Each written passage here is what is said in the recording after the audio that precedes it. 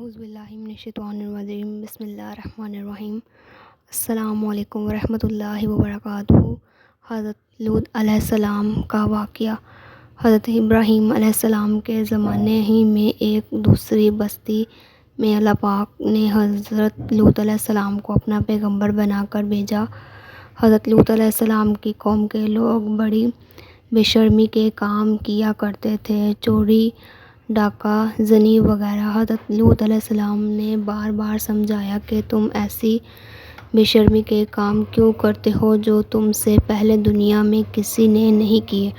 تم عورتوں کو چھوڑ کر لڑکیوں سے بے شرمی کی بات کرتے ہو۔ ان کی قوم والوں اور کوئی جواب نہیں آیا تو کہنے لگے کہ لوط اور اس کے گھر والوں کو اپنے گاؤں سے نکال دو، یہ بہت پاک بندے ہیں۔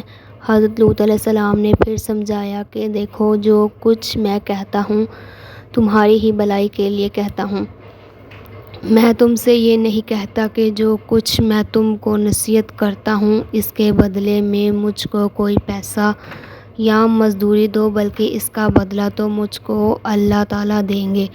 حضرت لوط علیہ السلام کی نصیحت کا ان پر کوئی اثر نہ ہوا اور کہنے لگے کہ جس عذاب سے تم ہم کو ڈراتے ہو اگر تو سچا ہے تو ایک دن اس عذاب کو ہم پر لے آ۔ پھر کیا ہوا؟ آخر خدا کا غضب جوش میں آ گیا۔ اللہ تعالیٰ نے فرشتوں کو خوبصورت لڑکوں کی شکل میں حضرت لوط علیہ السلام کے مقام پر بھیجا۔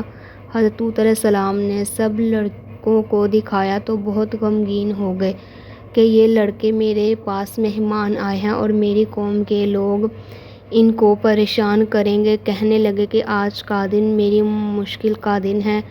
حضرت لوط علیہ السلام کی قوم کے لوگوں نے خوبصورت لڑکوں کو ان کے گھر پر دیکھا تو روتے ہوئے آئے، کیونکہ یہ لوگ پہلے ہی سے بڑے کام کرتے تھے۔ حضرت لوط علیہ السلام نے ان سے کہا کہ اے میری قوم، خدا سے ڈرو اور میرے مہمانوں کے بارے میں بڑی عزت خراب نہ کرو۔ تم میرے لڑکیوں سے شادی کر لو، کیا تم میں کوئی بھی بھلا مانس ہے؟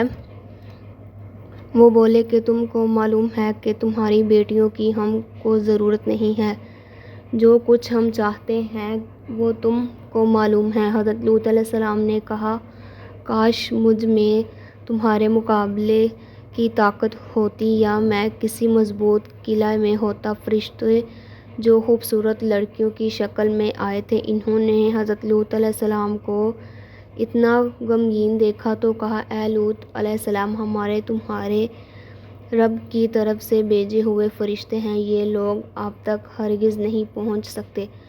آپ رات کے اندھیرے میں اپنے گھر والوں کو لے کر اسی بستی سے چلے جائیں اور کوئی شخص پیچھے مڑ کر نہ دیکھے، مگر اپنی بیوی کو چھوڑ دینا کیونکہ وہ کافر ہے، اور جو آفت اس بستی پر آنے والی ہے وہ اس پر پڑے گی۔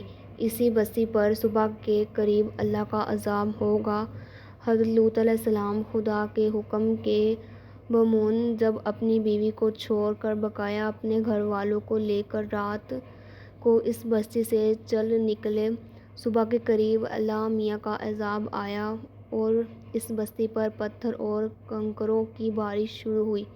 پھر اس بستی کو اٹھا کر الٹا دیا اور اسے نیچے اوپر کر دیا، اور بستی جس کے لوگ لڑکوں سے بے شرمی کی باتیں کرتے تھے اور حضرت لوط علیہ السلام کے منع کرنے سے نہیں مانتے تھے، سب فنا ہو گئے۔